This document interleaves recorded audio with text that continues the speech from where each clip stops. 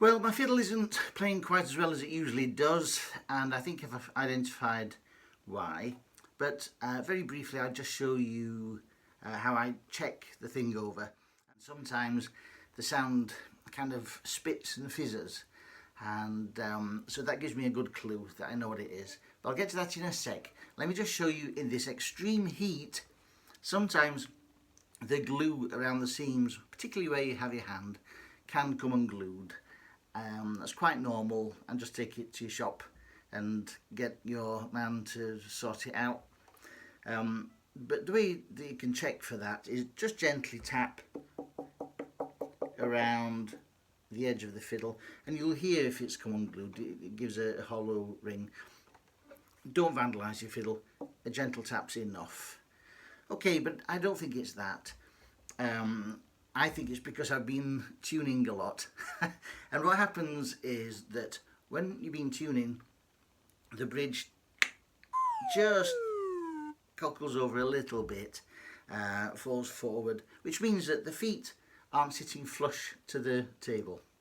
And of course, you need the bridge feet to be flush to the table to collect all the sound from the strings and transfer into the fiddle itself. And if I found, particularly on this fiddle, if they're not absolutely flat to the deck, it starts to fizz and spit a little bit.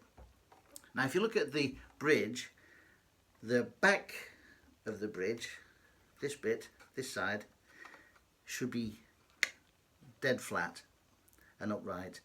The front of the bridge, this side, should have a curve on it. But I'm interested at the moment at looking at the back of the bridge, and I think over time, while I've been tuning, it's just come forward a little bit. Happens particularly when you've been putting new strings on, because you're tuning up all the time. And of course there's a lot of tension, a lot of pressure on this bridge. I think it's something the equivalent of a 7-year-old child or something stood on your fiddle, so you know, you've got to be careful. So anyway, I'm going to just have a quick look, and I'll show you safely how to pull the bridge back a little bit. Let me make a quick disclaimer here. If you're unsure, or if the bridge is really quite warped, take it to your luthier. They're the experts. They know exactly what they're doing, and they won't mind at all. You may have to have a bridge cut, another bridge cut, but that can make the fiddle sound even better, so don't be scared of that.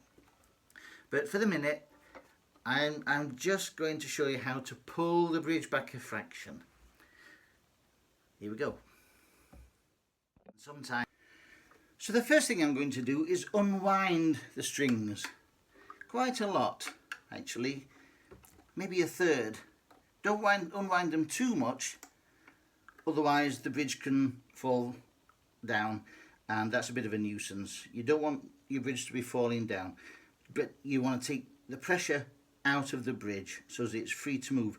If you don't, there is a danger that the bridge can snap. So be very, very careful. And I've really unwound my strings quite a bit there. There we go. Okay, and what I do, I support the fiddle on a mat, get plenty of light on the subject, and I, with these two fingers here, I support the bridge on both sides like this, and very gently I pull the bridge back a fraction, just until the back of the bridge is absolutely upright. You can check that by getting a business card or anything with a straight edge. So you can do that by holding the card up against the back of the bridge, and there shouldn't be a gap. See what I mean? Like that. Okay, so anything with a straight edge and a right angle is helpful. But I'm going to use my eye for the moment, and just a fraction more. Again, support and pull back a fraction, and then I'm good to tune up again. And that's the job done. And it's nice and solid on its feet. It'll need a little bit more gentle tuning just to get back to normal, and I can hear already just the way the strings resonate when I pluck them. That's the solution. That's the problem fixed.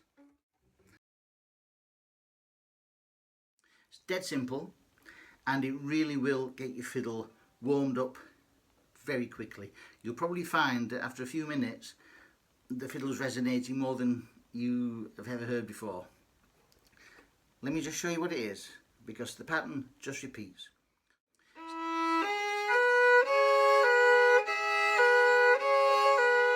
Simple as that. So here's the music somewhere over my shoulder.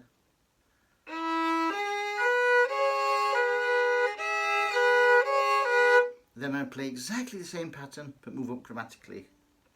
Starting on F, first finger on the F. F sharp. G. Over the years I've played I don't know how many brand new fiddles, hot off the bench, and my fiddle teacher in Sheffield, he used to collect them, and he'd give me a brand new fiddle and say, go and warm it up.